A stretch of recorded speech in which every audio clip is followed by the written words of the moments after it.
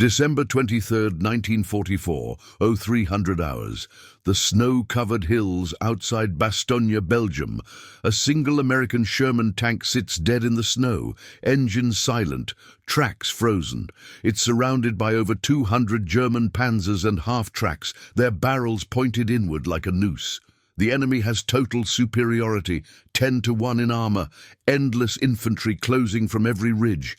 No way out. No reinforcements for days, but inside that tank, Sergeant Jack Harlan grips the controls.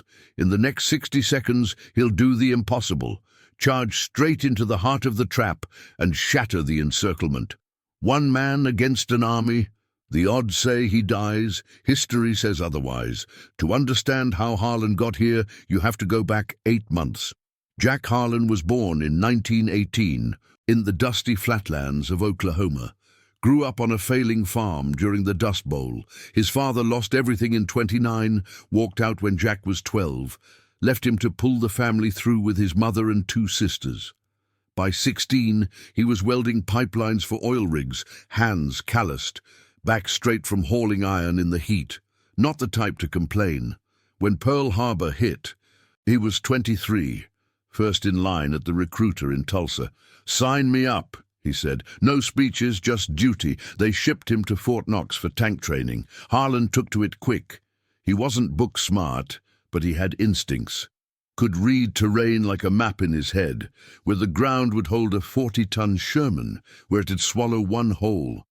Instructors called him steady, never panicked during live-fire drills. Once, a practice round jammed in the barrel hot enough to cook meat. Most guys froze.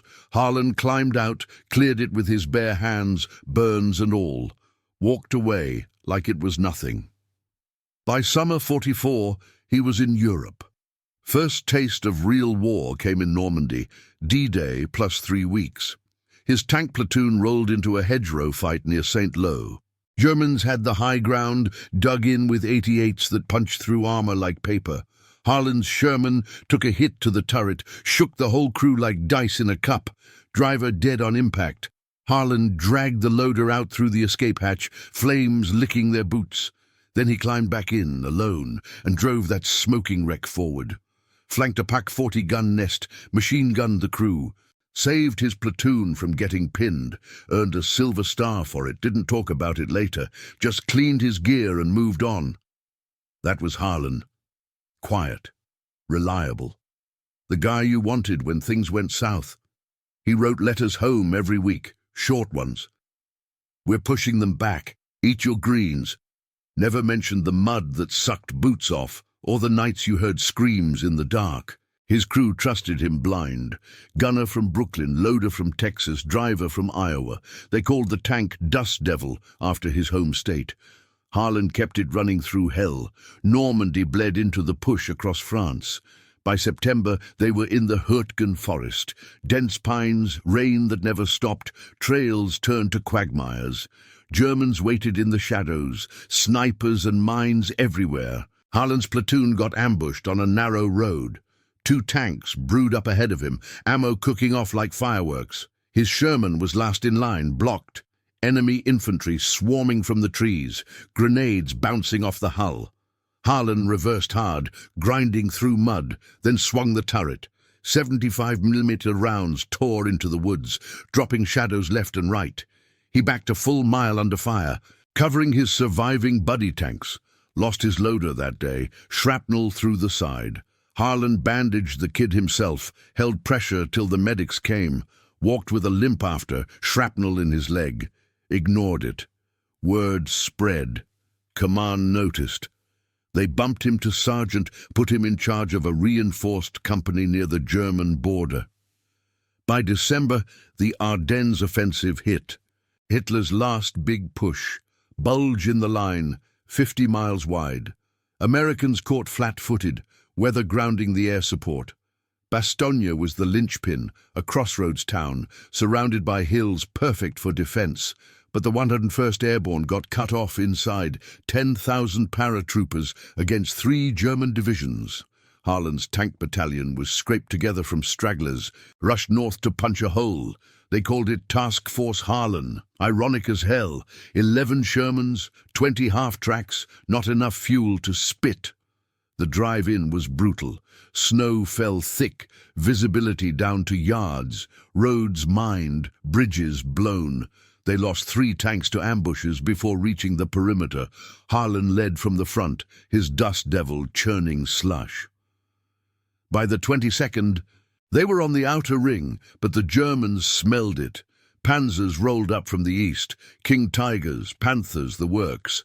Heavy iron, 80-day guns that outranged anything American. Harlan's company dug in on a ridge, but dawn brought the noose. Scouts reported enemy closing from 3 sides, 200 vehicles at least, infantry in white camo moving like ghosts. Radio crackled. 101st holding, but ammo low. Hold the line. Harlan didn't flinch. He positioned his tanks in a wedge, hull down behind frozen earth. We buy time, he told his men. That's it.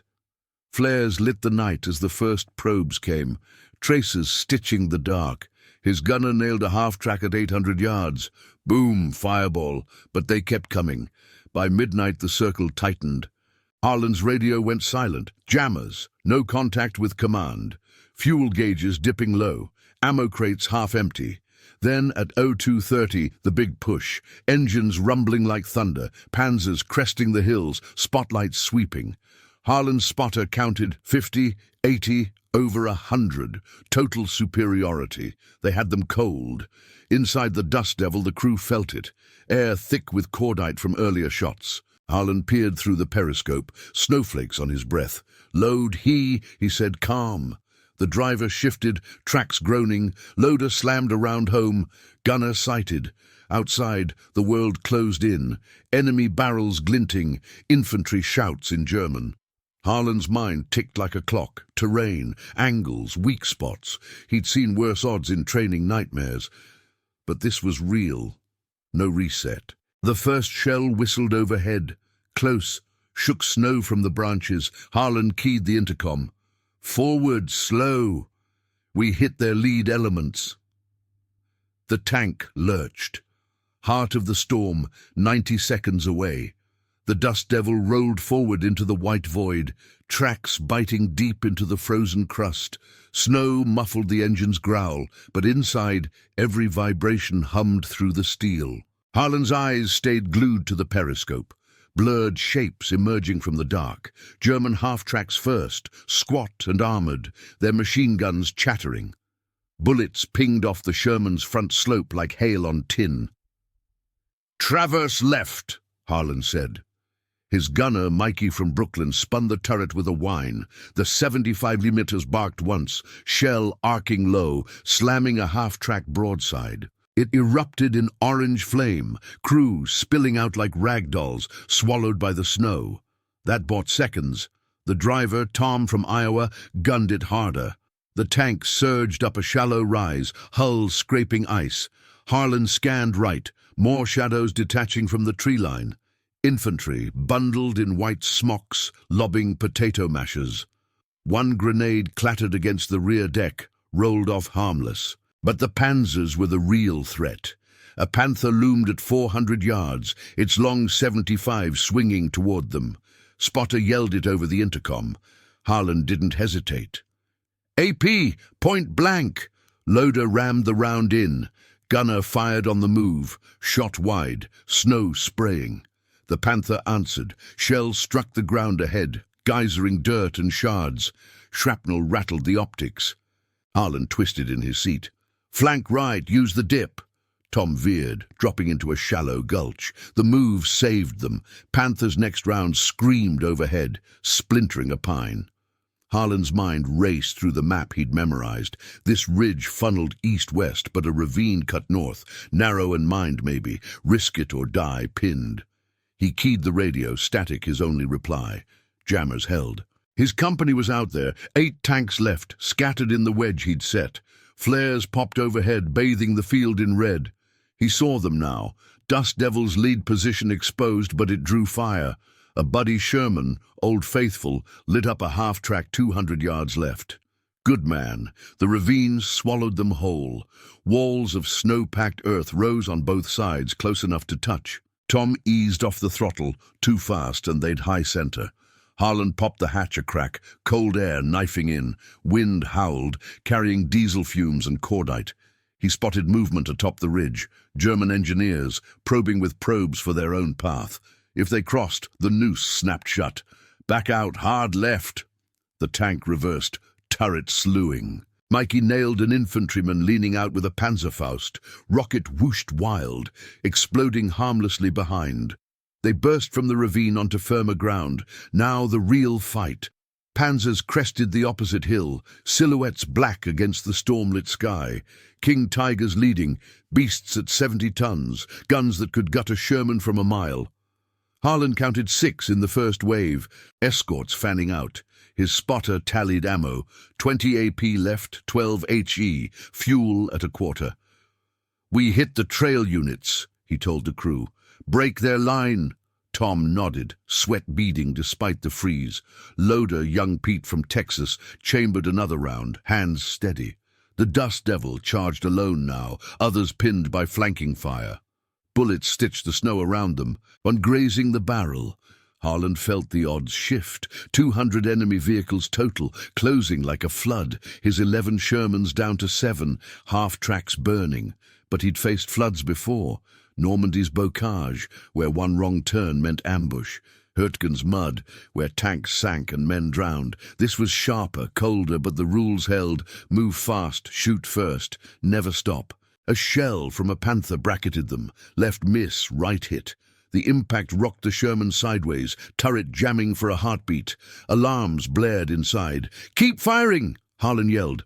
Mikey cleared the traverse, loosed a shot. It punched the Panther's track. Treads shredded, the cat spinning, helpless. Infantry swarmed it, but too late. Harlan's gamble worked. The kill opened a seam in their advance. He waved Old Faithful forward over the radio, crackling but alive now. "Push the gap, now!" Old Faithful lumbered up, 75mm thundering. Together, they tore into the flank. Half-tracks crumpling, a Mark IV brewing up with a secondary blast that lit the night. Germans returned fire fierce. A King Tiger zeroed in, its 88 roaring. Shells struck Dust Devil's glacis ricochet, but the shockwave buckled a hatch. Pete took shrapnel to the arm, blood slicking the floor. He gritted through it, loading one-handed. Harlan bandaged him quick, eyes never leaving the scope. "You're good. Stay in." The circle buckled but not broken. Enemy reserves poured over the ridge. More Panthers, infantry in waves. Harlan's wedge held the center, but flanks crumbled. 2 Shermans lost in minutes, one to a direct hit, turret blown clean off, another to mines flipped like a toy. Screams cut the radio before silence. Harlan's crew heard it all. Tom's hands whitened on the wheel. Mikey cursed low. Harlan stayed even. "Regroup on me. We punch east." They did. Dust Devil led the remnants. 5 tanks, 10 half-tracks into the seam. Terrain helped. Frozen stream bed, shallow enough to ford. Germans adjusted fast, spotters calling artillery. Shells walked the ground behind, cratering snow. 1 half-track vanished in a flash. Harlan traversed rearward, he round, dropping an 81mm tube crew at 600 yards. Precise, calm. The kind of shot that came from hours in the mud, nights plotting angles by flashlight. By 0400, they'd clawed half a mile. The noose loosened, barely. Scouts reported the 101st, still holding Bastogne, but German columns massing for a dawn crush. Harlan's force was bloodied, 3 tanks operational, fuel critical. Wounded piled in the half-tracks, moans mixing with engine roar. He paused on a reverse slope, peering out. Dawn grayed the east. Panzers regrouped, barrels trained. Total superiority intact, but Harlan saw the fracture, their lead elements disrupted, command confused. One more push, his push, could widen it. Inside the tank, the air stank of sweat, blood, and burnt powder. Pete's arm throbbed, bandaged tight.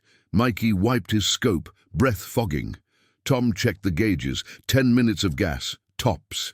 Harlan leaned back, map in lap. We go for the bridge. 2 miles. Hit it before they do.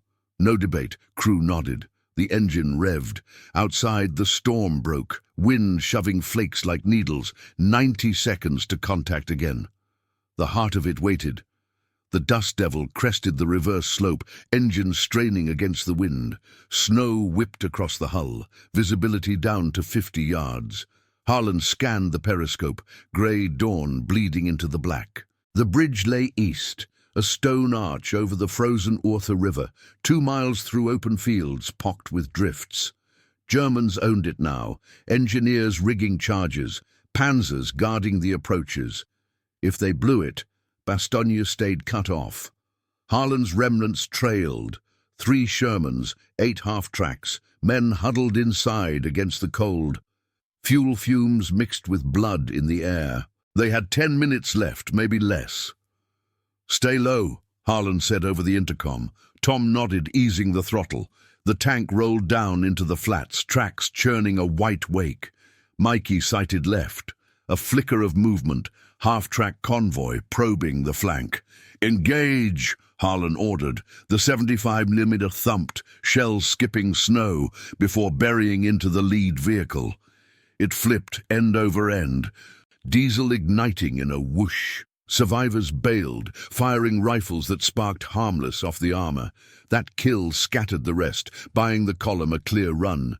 But echoes carried. German spotters heard it. Radios buzzed in their lines. The response came fast. Artillery first. 105mm rounds from hidden batteries, walking the ground like a reaper. First shell landed 200 yards back. Cratering a half-track, screams cut short by the blast. Harlan traversed rearward, he round, slamming a tree line where muzzle flashes winked. The barrage shifted, bracketing the dust devil. Earth erupted left, then right. Shrapnel pinged the turret like gravel. Pete, arm bandaged, loaded through the pain, sweat soaking his collar. "Keep it coming," Harlan told him. The kid nodded. Slamming home an AP, no time for relief. This was Hurtgen all over, shells that turned forests to splinters, men to mist. Harlan had crawled through that hell, plotting escapes in the muck. Instincts kicked in now. Angle the hull, use the drifts for cover. They pushed a quarter mile. The bridge loomed in glimpses, dark span against white. But panzers guarded it. Scouts counted 4 Panthers. Dug in on the far bank, 75s trained across the river. Infantry pickets in the snow, machine guns nested. Harlan's spotter tallied. Enemy armor holding the east side, ready to sweep any approach. "We hit the near end," he said. "Draw them out." Tom gunned it, the Sherman surging over a rise. Bullets from the pickets stitched the snow ahead. One round cracking the driver's viewport, web of fractures but intact. Mikey fired on the move, dropping 2 gunners at 300 yards. Their nests went quiet. The half-tracks fanned left, suppressing the bank. One took a burst from an MG-42, tore through the canvas, driver slumped. The vehicle slewed into a drift, men piling out to return fire. Harlan ignored it. Focus on the bridge. They closed to 800 yards. A Panther traversed toward them, long gun steady. Its first shot came low, shell burrowing under the glacis, lifting the front tracks. The tank shuddered, alarms wailing. Tom fought the controls, stabilizing. "We're good," Harlan said, voice level. He'd felt worse in Normandy when a direct hit killed his driver. Dragged the body out, took the wheel himself, rammed a bunker. That day taught him, shocks pass, momentum doesn't, counterfire now. Dust Devil's 75 barked twice. First round glanced off the Panther's mantlet, second punched the road wheel. Treads snapped, the cat slewing sideways. German crew bailed, one lobbing a grenade that bounced harmless, but the others woke up. Second Panther fired from hull down. Shell screaming past the turret, close enough to singe paint. Harlan keyed the intercom. Flank the wreck, use it for cover. Tom veered right, scraping the disabled Panther's side. Bullets from infantry raked them. One crewman outside hit in the leg, dragged aboard a trailing half-track, yelling through the pain.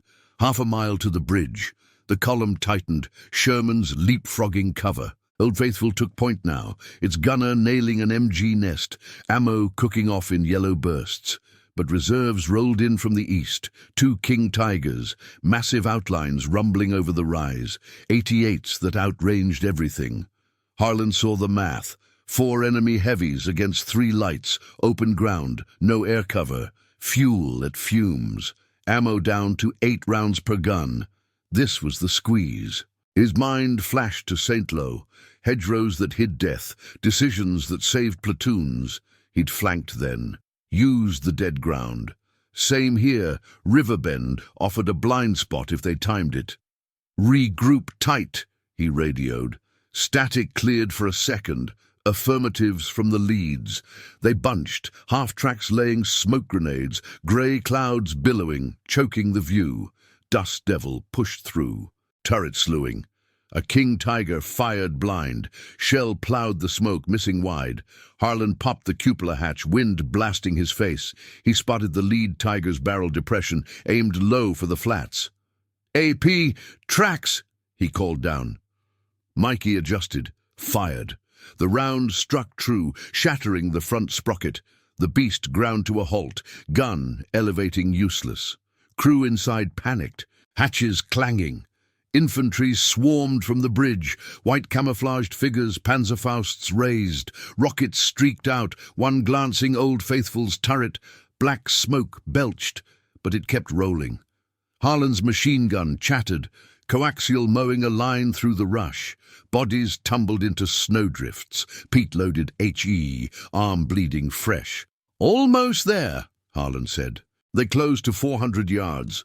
The bridge filled the periscope, engineers visible now, wires snaking to charges. One more push, and they could seize it. But the second King Tiger zeroed in, its shot cratering 20 yards short. Shockwave flipping a half-track, men thrown clear. Harlan felt the crew's tension, Tom's knuckles white, Mikey's breaths sharp.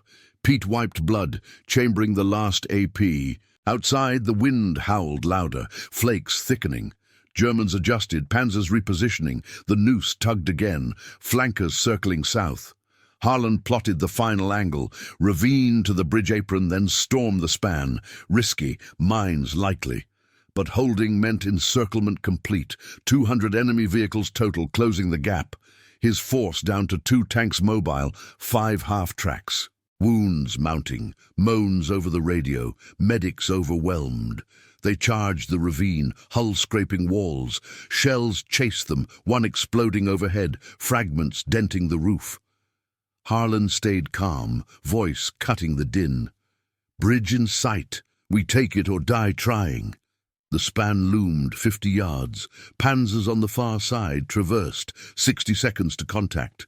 The break hung there, fragile as ice. The Dust Devil burst from the ravine mouth, tracks slamming onto the frozen apron of the bridge. 50 yards to the span. Stone arches crusted in ice, the Orthe River a black ribbon below. Harlan's periscope framed it all. German engineers scrambling, wires taut to their demo charges. One spark, and the path to Bastogne vanished. Panzers on the far bank, 2 Panthers. The crippled King Tiger traversed fast, barrels dipping. Infantry poured from cover, rifles cracking, bullets whipping the air. "Full ahead," Harlan said. Tom's foot jammed the pedal, the Sherman lunging forward like a bull. Shells answered immediately. The lead Panther fired first. 80mm rounds slamming the ground, 10 yards left. Snow and stone erupting in a geyser. The shockwave slewed the tank, turret groaning. Inside, Pete winced, arm throbbing as he yanked the loader's lever. "AP ready." Mikey sighted through the smoke, steady despite the jolt. Harlan felt the hull vibrate, tracks holding, but the glacis plate buckled inward from near misses in the ravine. No time to check. 50 yards shrank to 30. The bridge filled the view. Engineers diving for cover, one fumbling the detonator. Half-tracks trailed close, their 50 cals chattering at the bank. One vehicle caught a burst, canvas shredding, gunner slumped over the mount. The rest pushed, men firing from slits, suppressing the rush. Old Faithful, the last Sherman, leapfrogged right, its 75mm booming. It nailed an engineer at the charges, body flung backward, wires snapping loose. But the Panthers zeroed in. Second shot from the far bank cratered the apron ahead, shrapnel raking the front. A fragment punched through the driver's hatch seal, grazing Tom's shoulder. Blood welled, but he gripped the wheel. "I'm in," he grunted. Harlan keyed the intercom. "Coke's on the demo crew." The machine gun rattled, brass casing the floor. Bodies jerked on the bridge, the detonator skittering into the river. They cleared the near end. Tracks rumbling over stone, the span shaking under 40 tons. 20 yards across, wind howling through the arches. Infantry swarmed the sides, grenades arcing down. One potato masher bounced off the turret roof, exploded harmlessly in a puff. Another clattered inside the sponson. Crew froze for a split second. Harlan stomped it out, boot smoking. "Keep moving." The far bank loomed, 10 yards. Panthers traversed to block, their hulls low behind revetments. The lead one fired point blank. Shells struck the right track guard, shearing bolts. The Sherman fishtailed, grinding against the rail. Mikey fired back on instinct, AP rounds slamming the Panther's front, penetrating the driver's port. Flame jetted inside, hatches blowing open. Crew spilled out, burning. But the second Panther swung left, gun thundering. Impact hit the turret ring. Metal screamed, the whole top slewing sideways. Alarms wailed, hydraulics hissing fluid. Harlan twisted, forcing the traverse manual. Load, hit the gun.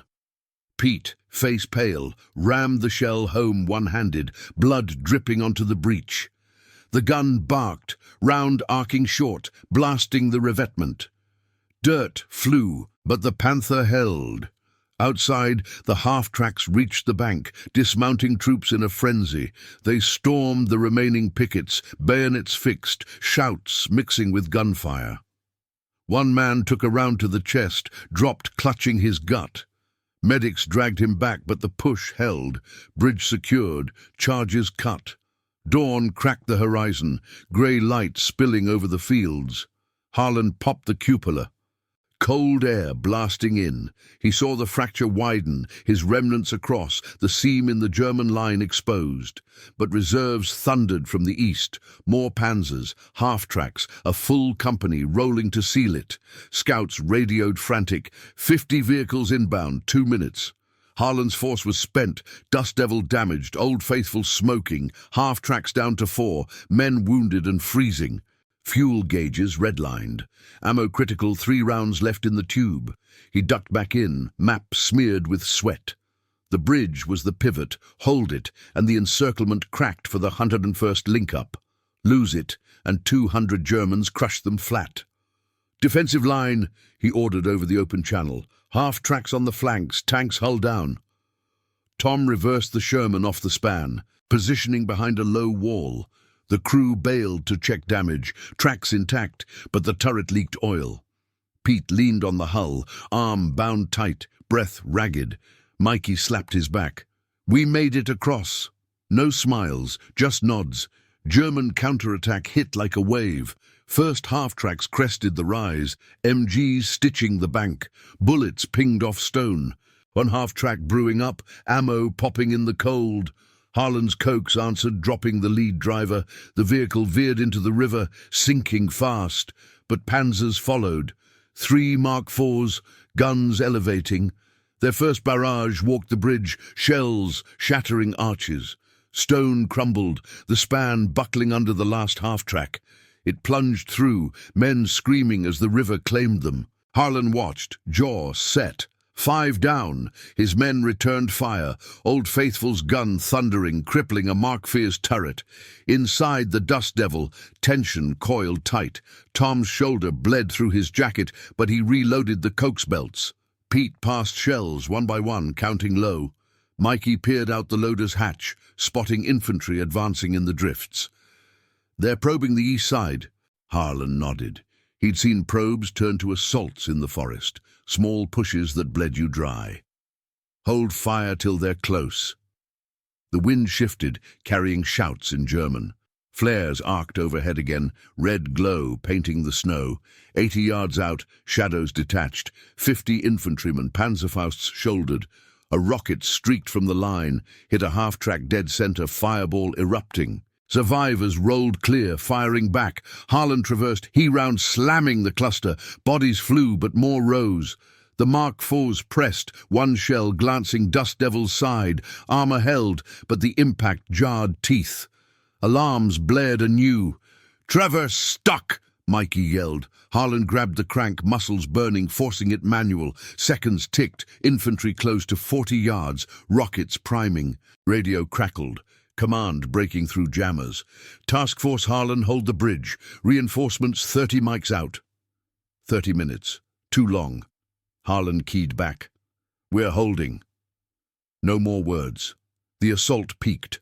Panzers firing over the heads of their own. Shells cratering the bank. One struck Old Faithful direct. Turret lifted off, flames roaring. The crew didn't make it out. Harlan's gut twisted, but he pushed it down. Normandy ghosts, Hurtgen echoes, focus. They fought from the hull downs. Cokes and rifles cut down the infantry rush. 10 down, 20. A Panzerfaust whooshed past, exploding behind. Pete took another graze, leg now, but loaded the last AP. For the bridge! Mikey sighted a Mark IV at 200, fired. The round punched the engine deck. Black smoke billowing. The Cat halted, crew bailing under fire, but the third Mark zeroed them, barrel steady. Shell incoming. 10 seconds. Harlan yelled the order. The Dust Devil surged forward alone, drawing the shot. Impact rocked them hard, suspension screaming. But they held. Return fire from the Cokes raked the Panzer's optics. Blind now, it retreated. The line faltered. Germans pulling back under the dawn light, regrouping. The seam held, barely. Bridge damaged but intact. Harlan's men cheered low, exhausted. Wounded piled high. 20 dead or missing, the rest bloodied. Fuel gone, ammo spent. But the encirclement cracked wider. Path open for the 101st. He climbed out, snow crunching under boots. Wind bit deep, but the ridge behind showed it. German columns milling, disrupted. Total superiority bent, not broken yet. Reinforcements would come. Harlan lit a cigarette, hand steady. The crew joined him, silent. 90 seconds had turned the tide. The heart of the break waited in the push ahead. The push ahead started with the Dust Devil, grinding forward again. Turret leaking oil, but functional. Dawn light sharpened the edges. Snowfields turning from black to stark white. The bridge a scarred lifeline behind them. Harlan's remnants held the seam. 2 half-tracks operational, crews digging in with rifles and whatever grenades remained. Old Faithful was gone, its hull a smouldering wreck on the bank. 20 men down total now, bodies covered in hasty snow. The wounded huddled in the lee of the last half-track, medics working by flashlight. Harlan's leg throbbed from old shrapnel, shoulder bruised from the turret jam, but he moved deliberate. No time for pain. Radio spat static, then clarity. Task Force, this is command. Patton's spearhead linking up. Hold 5 mics. 5 minutes. Germans wouldn't wait. Scouts reported their reserves massing half a mile east. 50 vehicles confirmed. Panzers leading. Infantry in tow. Total superiority still theirs. 200 strong against Harlan's ghosts. He positioned the Dust Devil hull down behind a drift. Coke's gun trained on the rise. Tom wiped blood from his shoulder, reloaded belts. Mikey cleaned the scope, eyes red-rimmed. Pete sat quiet, leg bandaged, passing the last 2 shells. "We end it here," Harlan said. They nodded. The crew knew his history. Normandy's flames, Hurtgen's mud. This was just the next ridge. Engines rumbled first, low thunder rolling over the fields. Harlan peered through the periscope, shapes cresting the horizon. Lead Panther, then 2 Mark IVs, half-tracks fanning wide. Spotlights cut the dawn, sweeping for targets. Infantry dismounted, advancing in bounds, white smocks blending with drifts. 80 yards out. Harlan keyed the intercom. "Wait for the bunch." Tom idled the engine. Track still. The air inside hummed, cold seeping through seals, breath visible. Outside, wind dropped, leaving only the growl of approaching diesels. 50 yards. The Panther halted, gun elevating. Its first shot cracked the silence, shell arcing high, cratering the drift left of the tank. Snow sprayed the hull like buckshot. Harlan felt the vibration in his bones. Now! Mikey fired the Cokes, tracers stitching the lead infantryman, dropping 5 in a heap. The half-tracks answered, 30 cals chattering from the flanks. Bodies jerked in the open, but more surged forward. A Panzerfaust rocket whooshed from the snow, struck the nearest half-track dead, flames roaring up. The gunner didn't scream, just slumped. His crew bailed, one man dragging a leg, firing back with his carbine. The Mark IVs pressed, treads churning white furrows. Their 75s thumped, shells bracketing the dust devil. One hit the ground 10 yards front, lifting the front end. Alarms blared, dust filling the compartment. Tom's head snapped back, but he steadied the wheel. "Track's good." Pete coughed, passing the HE. Harlan traversed manual again, muscles straining. 30 yards to the lead mark. "Fire!"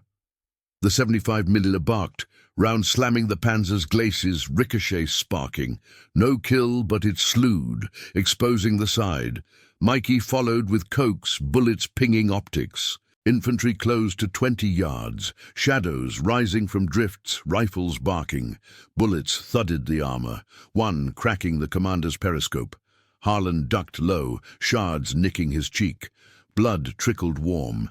He grabbed the pistol from the rack, fired blind through the pistol port, got one, the figure crumpling. Outside, his men fought hand to hand now, bayonets flashing in the half-track crew. A German falling with a gurgle. The last half-track took a grenade, blast shredding the side, 2 men down. Harlan heard the yells cut short. His force whittled to the tank alone, crew intact, but cornered. The Panther zeroed in, barrel steady at 15 yards.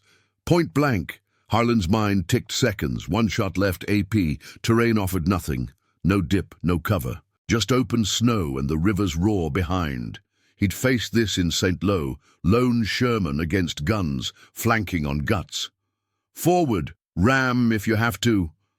Tom gunned it, the dust devil surging. The Panther fired simultaneous, shells striking the mantlet, turret rocking back. Metal groaned, breech jammed, half open. Mikey yelled, hit in the arm by flying bolt. Blood slicked the controls. But momentum carried them, hull slamming the Panther's side, 40 tons crumpling fender. The impact jarred everything loose. Harlan's head cracked the sight, vision blurring. They ground together, treads locking. German crew inside panicked, hatches clanging, one bailing with a pistol. Harlan fired the pistol again, dropping him. The Mark IVs circled, guns traversing. Their shots came fast, one cratering the snow beside, shrapnel punching the engine deck. Smoke poured in, acrid and thick. Tom choked, but kept the revs. Pete kicked the jammed breech clear, loading the final AP one-handed. Clear. Mikey, arm bound with his shirt, sighted through pain. 10 yards to the circling mark. The 75 thundered last, round penetrating the mark's side. Ammo cooking off inside. Secondary blast ripped the turret skyward, flames engulfing the wreck. The second mark halted, crew bailing under fire from the surviving half-track men, now on foot, rifles popping. But the reserves crested full. Half-tracks unloading troops, panzers fanning to envelop. Harlan saw it through the smoke-filled scope. 50 closing, no escape. The dust devil stalled. Engine coughing fuel starvation. Tracks froze in the churned snow. He popped the hatch, cold air rushing. Bullets whined past, one grazing his sleeve. Harlan stood tall, waving his men back to the bridge. "Fall back. Hold the seam." They retreated in pairs, dragging wounded, last shots covering. The half-track crew laid down fire, dropping a dozen Germans before a rocket silenced them. Harlan climbed down, leg buckling, but he ran, pistol in hand, firing over his shoulder. A bullet clipped his boot, snow spraying. He dove behind a drift, crew piling in beside. Patton's lead elements appeared then, thunder from the west, Sherman's breaking the tree line. Engines roared, guns flashing. The German wave faltered, panzers turning to meet the new threat. Harlan's radio crackled alive. Task Force Harlan, link-up confirmed. Bridge secure. His men, 8 left standing, watched as the line connected. The 101st would get supplies, the bulge would hold. Germans pulled back, leaving 50 wrecks smouldering in the snow, bodies scattered like broken dolls. Word hit command fast. Harlan's push shattered the encirclement. Task Force remnants bought the hours needed. Bastogne linked up by noon. The 101st cheering the relief column. Harlan got the Medal of Honor pinned on later, in a muddy field hospital, his crew beside him. Tom recovered, Mikey too. Pete lost the arm but walked out. Harlan didn't speak at the ceremony, just nodded. 30 dead from his force, but the line held. 200 Germans disrupted, their push stalled. War ground on. Bulge pushed back by January. Harlan led again, Hurtgen's scars fading into new ones, but that dawn at the bridge stuck. 1 man, 1 tank, tipping the scale. Wars like that. Superiority crumbles on a single charge. Courage isn't loud. It's the steady hand when the noose tightens. Harlan knew it, history did too.